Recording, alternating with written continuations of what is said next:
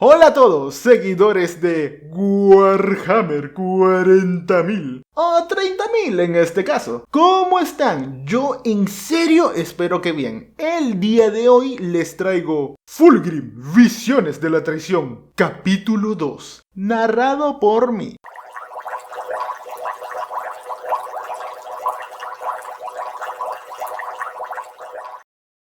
Capítulo 2. La puerta del Fénix. El águila mandará en el fuego. De todas las naves de la 28ª expedición, la Orgullo del Emperador era la del aspecto más magnífico. Las placas blindadas del casco de color vino tenían incrustaciones de filigrama de oro. Orbitaba alrededor de la Herán el mundo azul zafiro, con la misma dignidad que la nave insignia de uno de los reyes de antaño, y estaba rodeada por decenas de escoltas acorazadas, naves de carga y de suministros y de enormes transportes de tropas del ejército.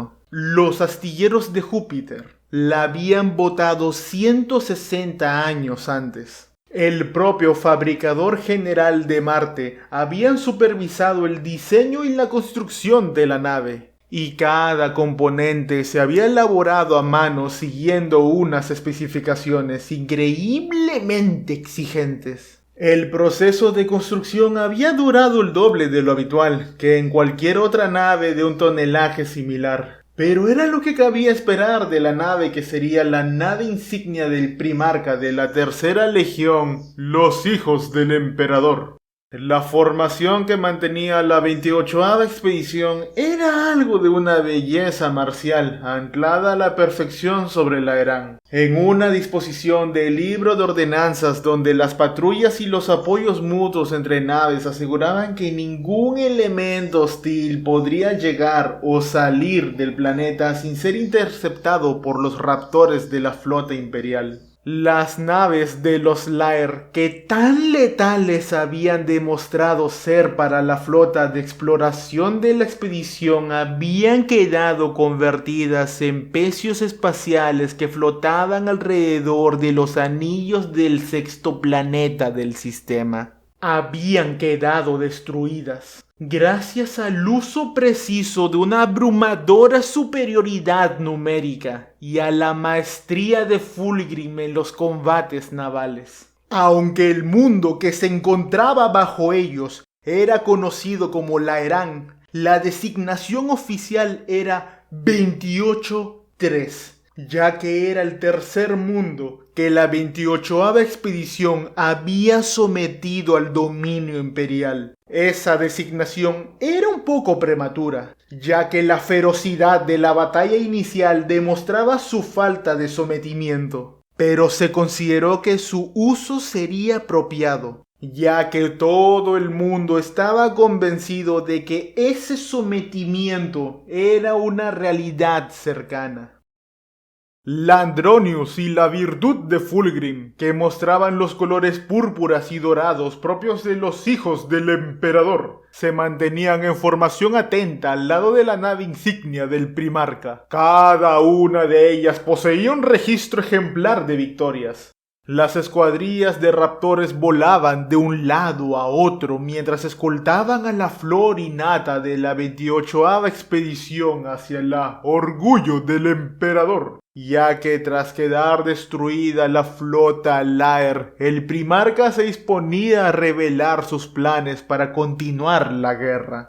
El primer capitán, Julius Caesoron, era un individuo que no estaba acostumbrado a sufrir emociones enfrentadas, lo que hacía que la situación en la que se encontraban le resultara extremadamente incómoda. Iba vestido con el púrpura triunfal de su toga picta y el rojo marcial de su capa lacerna, por lo que tenía un aspecto imponente, mientras avanzaba con rapidez hacia la Heliópolis, seguido de cerca por su palafrenero Licaón, y un séquito de portadores que llevaban su casco y su espada y le sostenían con el reborde de la capa. Un colgante de color ámbar intenso le caía desde el cuello hasta el hueco entre los pectorales tallados de su armadura dorada. En el rostro de rasgos nobles no aparecía muestra alguna de la incomodidad que sentía. Mostrar una emoción como aquella sería sugerir que dudaba la decisión que había tomado su primarca, y algo semejante era inconcebible. Avanzaban por un amplio pasillo procesional de pálidas paredes de mármol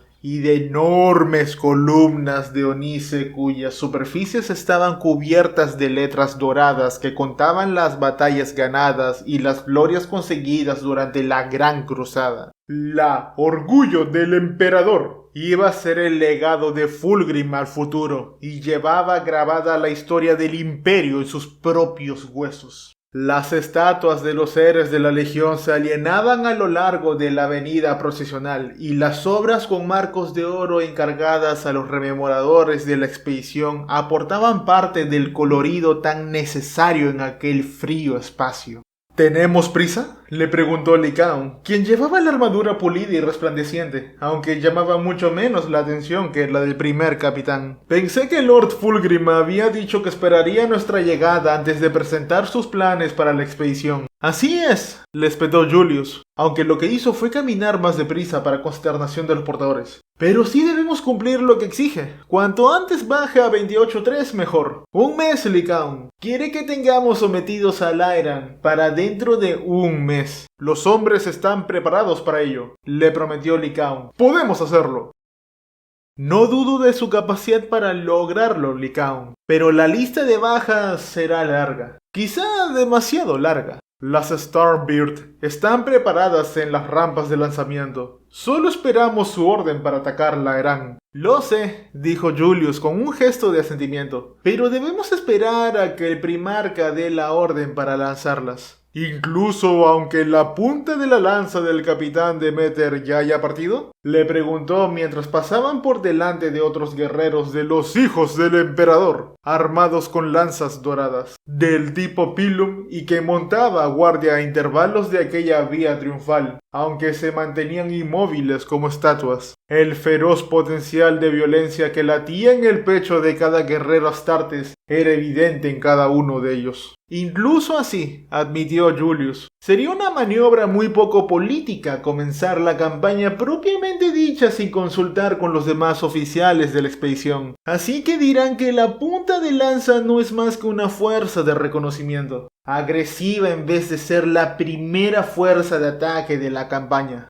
Lycaon se encogió de hombros y luego hizo un movimiento negativo con la cabeza. ¿Y por qué tenemos que andar preocupados por los sentimientos de los miembros de la expedición? El primarca está al mando, y todos debemos obedecer las órdenes que le parecen oportunas. Es lo correcto y adecuado. Julius no le contestó, aunque estaba de acuerdo con él. El primer capitán se sentía irritado por no estar ya con sus guerreros en el planeta. Había oído los informes iniciales de Solomon y Marius, quienes en esos mismos momentos todavía debían hallarse envueltos en feroces combates para apoderarse de la masa flotante de tierra llamada Atolón 19. Notó que su furia aumentaba a medida que llegaban los nuevos informes de bajas. Sin embargo, su primarca le había ordenado que acudiera al Consejo de Guerra, donde anunciaría el modo en el que la 28ª expedición haría la guerra contra aquella especie alienígena, y sus órdenes debían cumplirse sin falta alguna. Julius ya conocía el plan que Lord Fulgrim iba a presentar a los comandantes superiores de la flota, y las proporciones y la audacia que aquello suponía todavía lo dejaba sin aliento. No hacía falta ser un primer capitán de los hijos del emperador para saber cuál sería la reacción general. «Ya basta de charla, Lycaon. Hemos llegado», le dijo cuando vieron la gran puerta del Fénix ante ellos. Se trataba de un enorme portal de bronce donde se representaba como el emperador entregaba a Fulgrim de forma ceremonial el águila imperial. El águila era el símbolo propio del emperador, quien había ordenado que la única legión que podría mostrarla en su armadura sería la de Fulgrim, como muestra de la estima que le tenía. El honor que le había concebido a los hijos del emperador era inconmensurable. Julius sintió que se le hinchaba el pecho de orgullo en cuanto vio la puerta, y subió una mano para tocar el águila que tenía tallada en la armadura.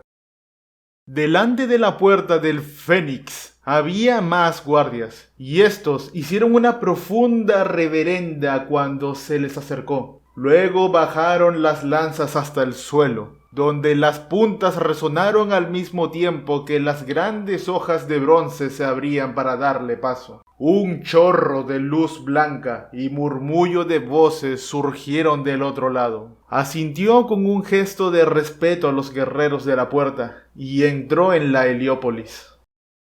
Solomon giró el volter para enfrentarse a la criatura que en ese momento cruzaba el aire de su salto para abalanzarse sobre él con las garras extendidas y dispuesta a partirlo en dos. Apretó el gatillo y del cañón del arma salió un chorro de proyectiles. La armadura púrpura y dorada quedó cubierta de chispas y sangre amarilla cuando la criatura reventó y se desplomó en el suelo convertida en un guiñapo de carne. Aparecieron más enemigos y la plaza no tardó en quedar repleta de cuerpos sinuosos y veloces astartes que forcejeaban. Por lo que parecía, cada Lair podía tener un aspecto tremendamente distinto. Sus cuerpos eran diferentes, según la zona de combate, y aparentemente estaban designados para actuar en esa zona de combate precisa. Solomon había visto en el poco tiempo que llevaba en Laeran criaturas aladas, acuáticas y muchos otros tipos de variaciones de la forma básica de vida Laer. El capitán no sabía si se trataba de ramas divergentes productos de una mutación genética o criaturas guerreras transformadas de un modo deliberado, pero tampoco le importaba. Aquellas criaturas en concreto eran monstruos de estatura elevada con la parte inferior de forma de serpiente común a todos los Laer y el musculoso tórax cubierto por una armadura plateada de la que sobresalían dos pares de extremidades. Los dos brazos superiores estaban rematados por unas largas cuchillas centenantes de forma curvada y elegante, similar a una cimitarra, mientras que con cada uno de los brazos inferiores apuñalaban unos guanteletes cubiertos de energía chasqueante que disparaban los letales rayos de color verde. Sus cabezas eran abultadas y parecidas a las de los insectos, con ojos múltiples y mandíbulas sobresalientes que producían un chirrido rasposo cuando los Laer atacaban. Solomon giró sobre sí mismo y disparó con el bolter contra todos los cuerpos sinuosos que surgieron de las estructuras alienígenas talladas en el duro coral del atolón. Los veteranos que le acompañaban formaron una línea curva y él quedó situado en el punto central. Cada uno de los guerreros se colocó con presteza en su posición para hacer retroceder a los Laer con cada paso que daban hacia la centellante columna de energía que se encontraban en el centro de la plaza.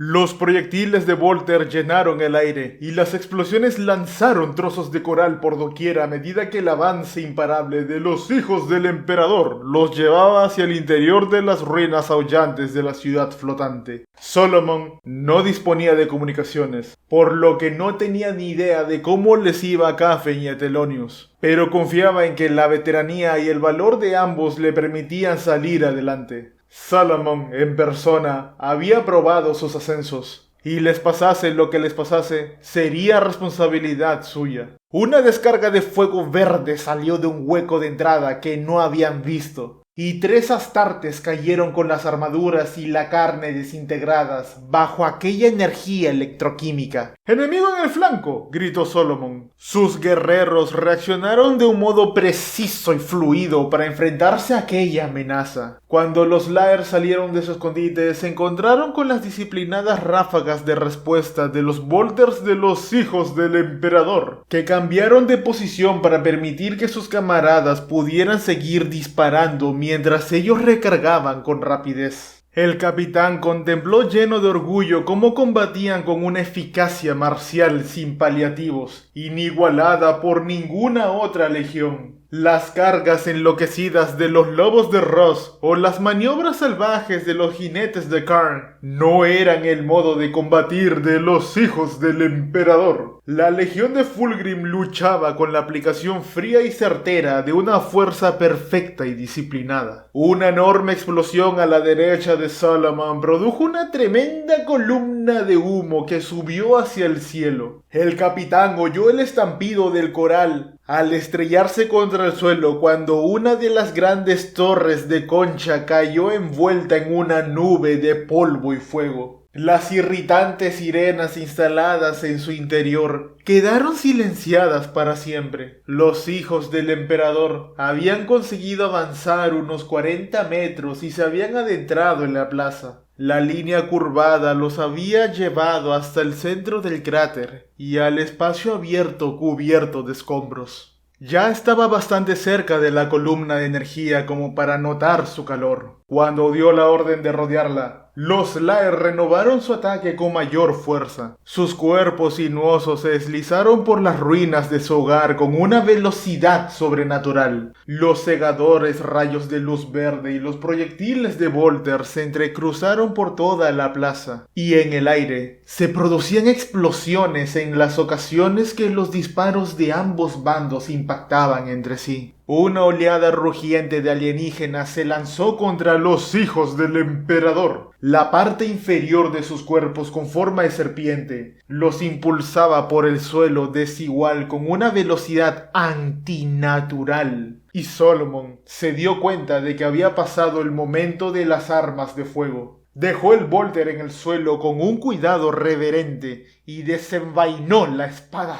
sierra de la funda que llevaba en la espalda. Al igual que el Volter, la espada había sido muy modificada en una de las armerías del orgullo del emperador, bajo la atenta mirada de Marius Vairosean. Tanto la hoja como la empuñadura se habían alargado para darle un mayor alcance y permitirle blandirla con las dos manos si era necesario. Las guardas de la empuñadura tenían la forma de las alas desplegadas, y el pomo era la majestuosa cabeza de un águila. ¡Desenvainad!, gritó después de pulsar el botón de encendido. Un centenar de espadas relucieron bajo la luz del sol cuando los hijos del emperador desenvainaron sus armas en un movimiento coordinado y fluido. Los Lair se estrellaron contra los hijos del emperador como una mancha borrosa de armaduras plateadas y hojas chasqueantes. Los astartes saltaron a enfrentarse cara a cara con sus enemigos. El acero forjado en Marte chocó con el filo alienígena en una lluvia de chispas que resonó por toda la ciudad. Solomon se agachó para esquivar un golpe lanzado contra su cabeza y giró sobre sí mismo evitando el arco de ataque de la segunda hoja del alienígena, para clavarle la espada en el hueco que había entre el tórax abierto por la armadura y la parte inferior del cuerpo. Los dientes de sierra de la espada chirriaron al tropezar con la gruesa espina dorsal del enemigo, pero el capitán empujó con más fuerza y la criatura acabó cayendo al suelo, partida en dos mitades que se agitaron de forma espasmódica. Sus guerreros lucharon con serenidad, confiados en su superioridad, y a sabiendas de que su comandante se encontraba entre ellos. Solomon arrancó la espada que había quedado atascada en el alienígena que había matado y continuó con su avance. Sus guerreros siguieron su ejemplo e hicieron retroceder al enemigo con sus mandobles mortíferos. La primera señal de que algo andaba mal fue un fuerte temblor que estremeció el suelo con una vibración rugiente. De repente, el mundo cambió de orientación cuando el suelo se inclinó de forma brusca hacia un lado. Solomon se vio arrojado de bruces y rodó por la plaza inclinada hasta caer dentro de uno de los múltiples y profundos cráteres que salpicaban el campo de batalla. Recuperó el brillo con rapidez y se irguió para estudiar sus alrededores en busca de cualquier amenaza inmediata, pero no pudo ver nada. Tan solo logró captar el sonido del combate y el tableteo de unos disparos que se acercaban a la plaza por ambos lados. Si las sospechas de los adeptus del Mechanicus eran correctas y aquellas columnas de energía mantenían en el aire los atolones de coral, lo más probable era que una o más de las que había en el atolón hubieran sido destruidas. Solomon rodó para ponerse en pie y envainó la espada antes de empezar a trepar por la ladera rocosa del cráter. Al llegar a la cima, sintió que se le erizaban los pelos de la nuca. Miró a su alrededor justo a tiempo de ver la silueta de un guerrero Laer que sobresalía por encima del borde del cráter. Alargó una mano para empuñar la espada, pero el Laer se le echó encima antes de que le diera tiempo a desenvainarla de nuevo. Aunque Julius Caesoron había estado en la Heliópolis cientos de veces, su belleza y su majestuosidad todavía eran capaces de dejarlo sin habla debido a aquellas inmensas paredes de piedra clara y las interminables filas de estatuas de mármol colocadas sobre pedestales de oro que sostenían el amplio techo abovedado. Unos mosaicos intrincados, demasiado alejados como para que pudiera captar los detalles, llenaban el revestimiento interior de la cúpula, y entre las pilastras estrechas de mármol verde colgaban largos estandartes de seda de color púrpura y dorado. Un rayo de luz procedente de las estrellas se concentraba en el centro de la cúpula y se reflejaba con un brillo cegador en el suelo de terrazo negro de la Heliópolis. Los trozos de mármol y de cuarzo engastados en la argamasa y pulidos hasta quedar relucientes convertían el suelo en un espejo oscuro y centellante que relucía igual que el cielo que se alzaba sobre él. Las motas de polvo revoloteaban en mitad de aquel brillo, y el aire estaba cargado con el humo perfumado de los aceites aromáticos. A lo largo de la circunferencia de la cámara de audiencias de Fulgrim se alineaban filas de bancos de mármol que se alzaban en hileras escalonadas hacia las paredes, formando las líneas desiguales. Allí había espacio suficiente como para que se sentasen 2000 personas, aunque apenas había presentes una cuarta parte de esa cifra en aquel consejo de guerra. En el centro de la columna de la luz estelar había una silla de mármol negro pulido, y allí era donde Fulgrim atendía las peticiones de sus guerreros y concedía audiencias. Aunque el primarca todavía no había otorgado a los allí reunidos la gracia de su presencia, la silla vacía en mitad de la cámara era un evidente recordatorio de su poder. Julius vio sentados en las bancadas de mármol a oficiales procedentes de todas las ramas militares de la 28ª expedición, y se dirigió a ocupar su puesto en uno de los bancos más cercanos al suelo. En el camino hizo un gesto de asentamiento a modo de saludo a los guerreros que conocía, y se dio cuenta de las miradas que todos lanzaban a su capa roja lacerna. Aquellos que habían servido durante algún tiempo junto a los hijos del emperador sabían que si un guerrero llevaba puesto una capa como aquella, es que estaba a punto de marchar al combate. Julius no hizo caso de aquellas miradas y tomó su casco y su espada de manos de los portadores antes de tomar asiento. Paseó la mirada por la cámara y vio a los oficiales de escarlata y plata del ejército imperial que llenaban las bancas inferiores de Heliópolis. Su cercanía al suelo indicaba su mayor rango. El comandante general Faile se encontraba sentado en el centro de un grupo de servidores y ayudantes. Era un individuo de aspecto ceñudo, que tenía el rostro horriblemente desfigurado. Con la mitad izquierda de la cabeza cubierta por una placa de acero, Julius jamás había hablado con él, pero conocía su reputación. Era un táctico excelente, una persona directa y un soldado implacable y despiadado. Detrás de los oficiales del ejército, sentados en los bancos situados a mitad de la altura, se encontraban los adeptus del Mechanicus, quienes parecían sentirse incómodos bajo la luz brillante de Heliópolis. Sus túnicas con capucha ocultaban buena parte de sus rasgos físicos.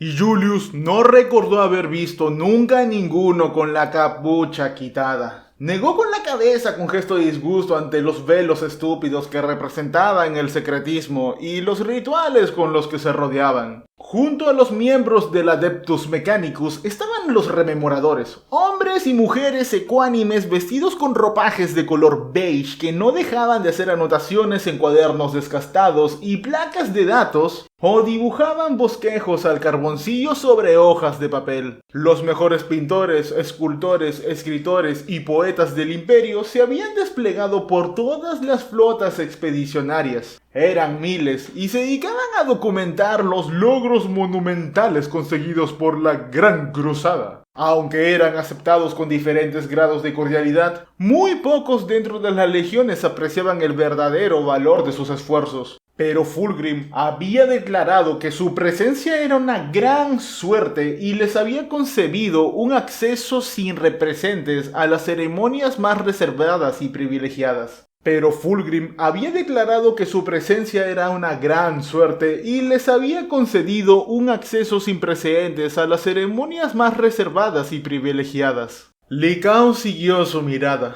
¿Rememoradores?, musitó con desprecio. ¿Qué sentido tiene que los escribas y gentuza como ellos acudan a un consejo de guerra? Mire, si uno de ellos hasta ha traído un caballete. Julius sonrió. Quizá está intentando captar la gloria de Heliópolis para que la admiren las generaciones futuras. Ross tenía toda la razón, replicó Lycaon. Somos guerreros, no temas para poemas y retratos. La búsqueda de la perfección va más allá de las artes del combate, Lycaon. Incluye las bellas artes, los trabajos literarios y la música. Hace poco tuve el privilegio de escuchar el recital de Bekwa Kinska y me sentí henchido de alegría al oír música tan hermosa. ¿Ha estado leyendo poesía otra vez, verdad?, le preguntó Lycaon, al mismo tiempo que hacía un gesto negativo con la cabeza. Cuando tengo la oportunidad, aprovecho. Y leo algunos de los cantos imperiales de Ignaz Carcassi, admitió Julius. Deberías intentar leerlos. Un poco de cultura no te vendría mal. El propio Fulgrim tiene en sus estancias una escultura que le ha encargado a Ostian Delafur. Y se dice que Eidolon tenía un paisaje de Chemos pintado por Kellan Rogat colgando en la cabecera de su cama. ¿No puede ser Eidolon? Eso dicen, insistió Julius asintiendo. ¿Quién lo hubiera creído? Bueno, de todas maneras me centraré en lograr la perfección en combate, si no te importa. Tú te lo pierdes, comentó Julius mientras las bancadas superiores de la Heliópolis se llenaban de gente. Los escribas, los notarios y los funcionarios que servían a los más cercanos a los centros de poder. Menudo público, comentó Lycaon.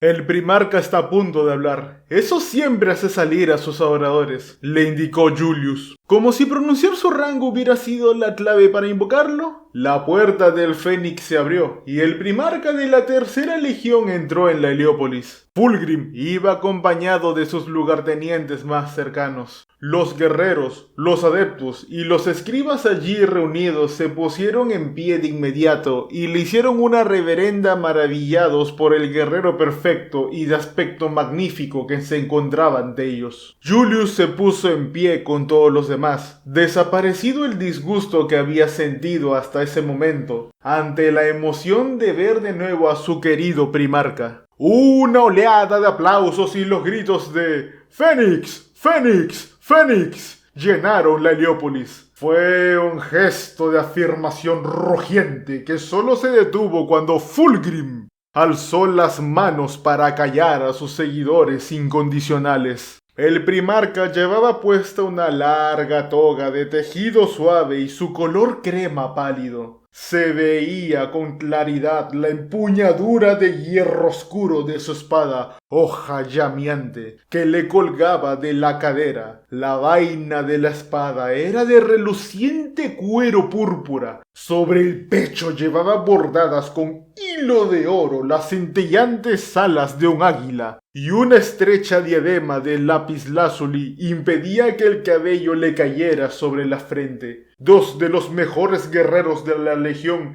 el comandante general Vespasian y el comandante general Eidolon, caminaban detrás del primarca. Ambos llevaban puestas togas blancas sin adorno alguno, a excepción de un pequeño bordado con forma de águila que se veía sobre el pectoral derecho. Su severo porte marcial fue una inspiración para Julius, quien se irguió un poco más en presencia de ellos. Eidolon no pareció mostrarse impresionado por todos los guerreros allí reunidos, y no se podía captar el estado de ánimo de Vespasian en esos rasgos faciales clásicos y sin defecto alguno. Los dos comandantes generales estaban armados. Vespasian llevaba su espada colgada al cinto, y Eidolon tenía su martillo apoyado en un hombro. Julius sintió la expectación que embargaba a todos los que esperaban las siguientes palabras del primarca.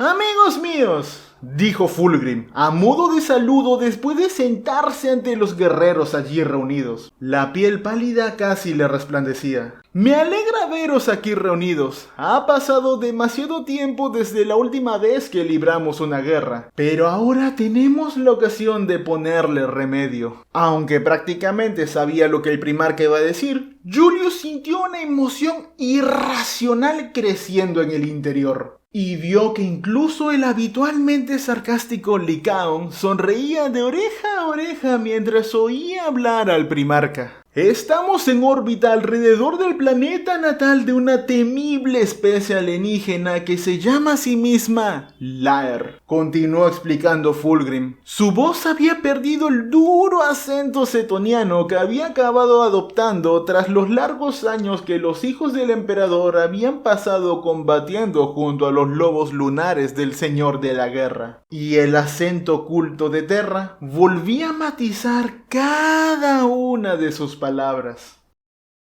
Y Julius dio cuenta de que se había quedado fascinado por el timbre y la cadencia de su modo de hablar. ¿Y qué planeta? Uno de los honorables representantes del Adeptus Mechanicus me ha dicho que sería de un valor incalculable para la cruzada del emperador amado por todos nosotros. ¡Amado por todos nosotros! Repitieron al unísono los asistentes. El primarca asintió antes de seguir hablando. Aunque un planeta como este sería de un valor inmenso para nosotros, sus habitantes no desean compartir la suerte ciega con la que se han sido bendecidos. Se niegan a aceptar el destino manifiesto que nos guía a través de las estrellas, y han dejado muy claro que solo sienten desprecio hacia nosotros. Han rechazado con violencia nuestros pacíficos intentos de comunicación, y el honor exige que les respondamos del mismo modo. Un coro de gritos iracundos llenos de amenazas llenaron la Heliópolis. Fulgrim sonrió y se llevó las manos al pecho en gesto de agradecimiento por aquella devoción. Cuando los gritos y los vítores se apagaron, Julius vio que el comandante general Faile se ponía en pie para saludar al primarca, con una profunda reverencia. «Con su permiso», dijo el soldado, con voz profunda y cargada de experiencia. «Por supuesto, Tadeus, eres mi aliado pretérito», le contestó Fulgrim, y el rostro adusto de Faile no pudo evitar mostrar el agrado que sentía ante el hecho de que lo llamara por su nombre de pila. Julius sonrió al recordar la habilidad con que Fulgrim trataba a aquellos con los que hablaba. Sabía muy bien que el primarca no tardaría en apabullar a Faile con hechos y verdades incómodas. «Gracias, mi señor», respondió Faile, mientras apoyaba las manos mudosas en la pretil que lo separaba del suelo oscuro de la Heliópolis. Cuando Tadeus Faile habló, unas microscópicas motas que flotaban en la columna de luz se concentraron sobre el comandante del ejército imperial y los rodearon de un brillo difuso. «Quizá pueda iluminarme respecto a cierto asunto». Fulgrim sonrió de nuevo, y los ojos oscuros brillaron con una expresión de diversión. «Procuraré por todos los medios llevar la luz a tu ignorancia». Faile le torció el gesto ante el insulto implícito, pero continuó. «Nos ha convocado este consejo de guerra para hablar sobre lo que se debe hacer con la 28-3, ¿no es así?» «Así es», respondió Fulgrim. «No se me ocurría tomar ninguna decisión al respecto sin vuestro consejo».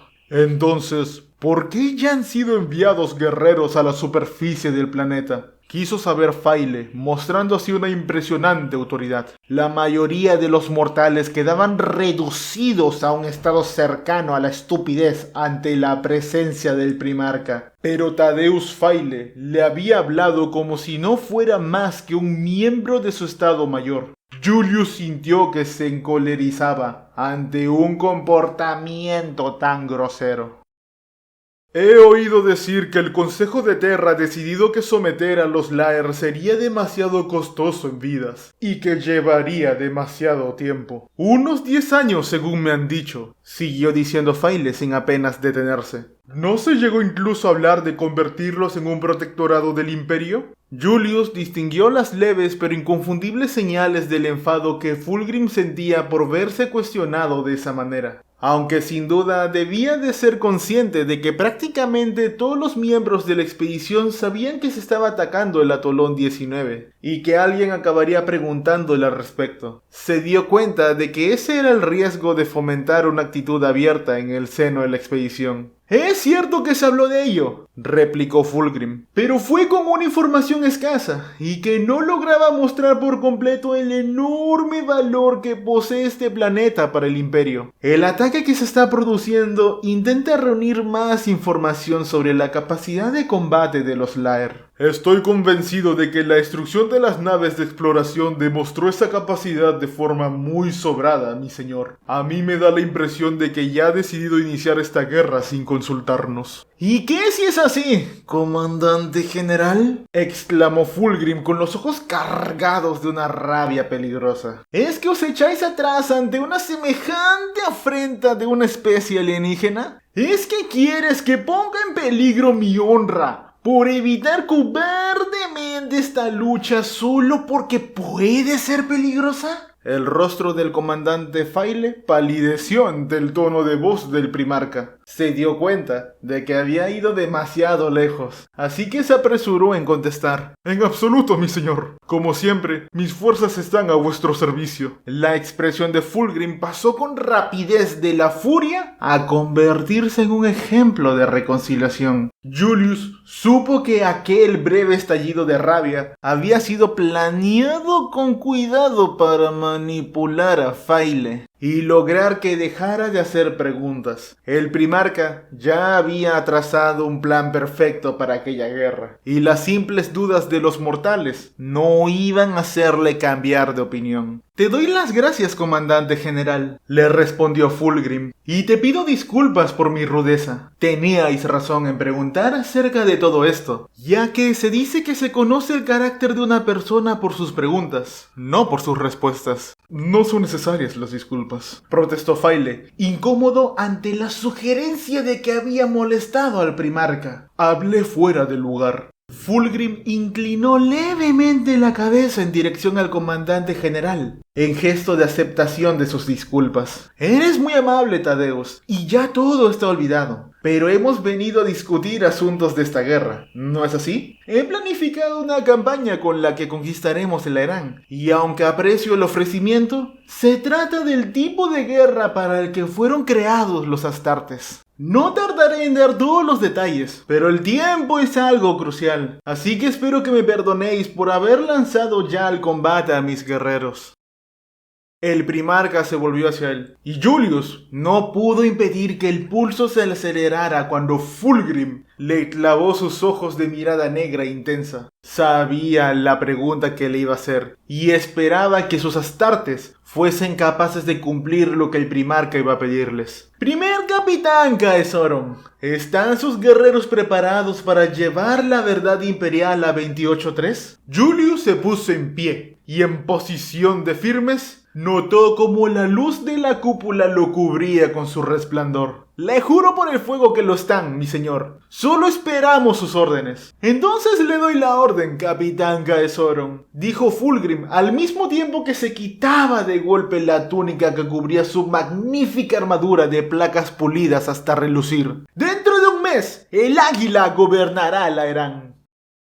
Las arpas del Laer intentaron destrozar la armadura de Solomon y le abrieron unos grandes surcos en la superficie inmaculada. Las garras llegaron a atravesar el águila dorada que llevaba sobre la placa pectoral. Los dos contendientes cayeron al fondo del cráter cuando el suelo se movió de nuevo, y Solomon se encontró atrapado bajo el peso de la criatura. Aquella monstruosidad abrió las mandíbulas de par en par, y le soltó un chillido ensordecedor, que le dejó la cara salpicada de mucosidades y saliva caliente. Solomon sacudió la cabeza para despejarse la vista, y lanzó un puñetazo hacia arriba. El puño aplastó los huesos que había debajo de la carne rojiza del guerrero alienígena. La bestia volvió a chillar. Un resplandor verdoso apareció de forma explosiva en cada uno de sus puños al mismo tiempo que le lanzaba un golpe con uno de sus brazos inferiores. Solomon rodó a un lado un momento antes de que el guantelete plateado penetrara en la boca como si no fuera más que simple arena. El comandante de la segunda compañía se apartó de la criatura y se arrastró hacia atrás con la espada pegada al cráter. El Lair aulló, y la potencia de su grito fue algo físico que hizo que el Astarte se tambaleara. Los oídos empezaron a zumbarle, y se le nubló levemente la vista. Intentó desenvainar la espada, pero el Lair se le echó encima antes de que pudiera sacarla del todo. Ambos combatientes se desplomaron de nuevo sobre el suelo, convertidos en un torbellino de extremidades blindadas y garras segmentadas. Los horribles ojos de Lair reflejaron el rostro contorsionado del Astartes. Y Solomon sintió que se enfurecía cada vez más al verse atrapado en el fondo de aquel cráter mientras sus guerreros combatían allá arriba sin él. Notó un tremendo dolor cuando el Lair logró acertarle con una de sus relucientes armas verdes en el costado.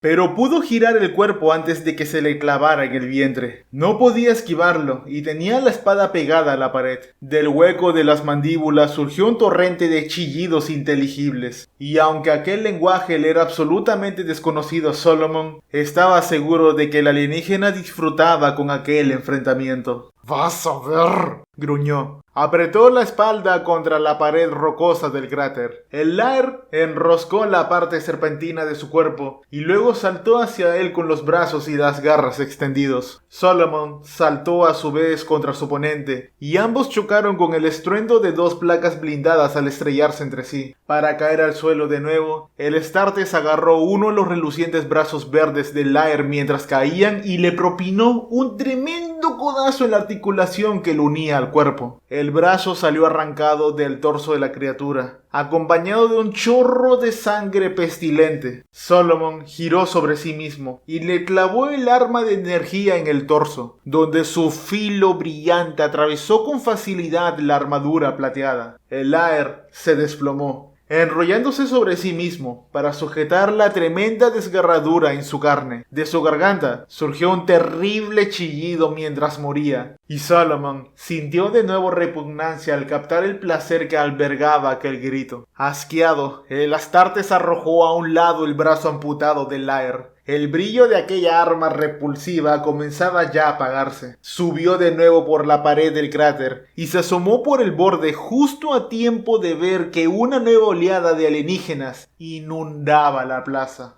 Solomon, que estaba aislado del combate en esos momentos, vio que sus guerreros estaban rodeados y que se defendían a la desesperada de la marea de enemigos. Gracias a su veteranía, se dio cuenta de que sin esfuerzos no habría forma posible de hacer frente a semejante superioridad numérica. Ya habían caído decenas de Astartes. Sus cuerpos se estremecían de forma involuntaria cuando las armas alienígenas provocaban espasmos nerviosos en los músculos heridos. Su capacidad de mando le indicó que sus guerreros sabían que estaban a punto de ser arrollados. Y la furia se apoderó de él al pensar que aquellos alienígenas podían profanar los cuerpos de los muertos de la segunda compañía. ¡Hijos del emperador!, gritó tras salir del cráter para dirigirse hacia las filas de Astartes. «Mantened la información. Le juré al primer capitán Caesoron que tomaríamos este lugar y no nos llenaremos de aprobio en cumplimiento de ese juramento». Captó el casi imperceptible gesto de erguir un poco más la espalda en todos sus guerreros, y supo que ninguno de ellos lo dejaría en evidencia. La segunda jamás le había mostrado la espalda a ningún enemigo, y él no esperaba que lo hicieran en ese momento.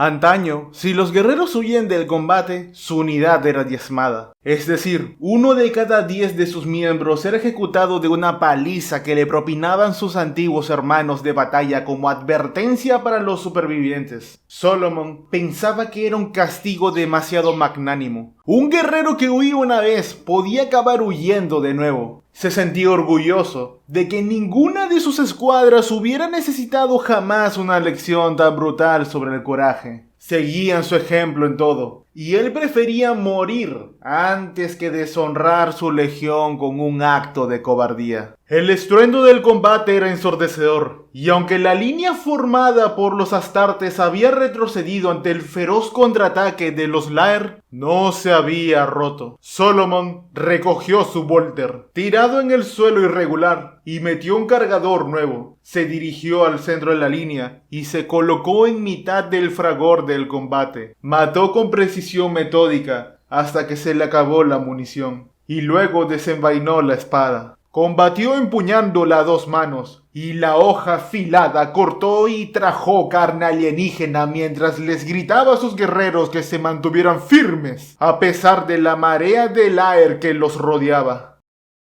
Y eso ha sido todo. Perdón por la demora, pero soy muy perfeccionista. Por cierto, si vieron que algunas partes estaban resaltadas en verde, era porque estaban mal traducidas y me tomé la molestia de corregirlas. O reinterpretarlas, según yo.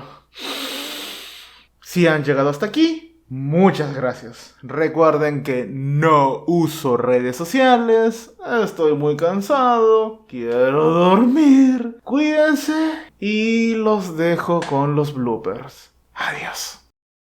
Te doy las gracias. Gracias. Gracias. Te doy las gracias, comandante general, le respondió Fulgrim. Y te pido disculpas por mi rudeza.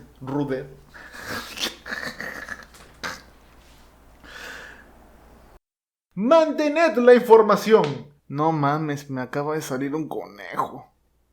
El estruendo del combate era ensordecedor y aunque la línea forma diferentes valores, pero el tipo que odio es el que te sonríe para lograrte engañar. Con sus palabras finas te llenan de ansiedad para aumentar su eco.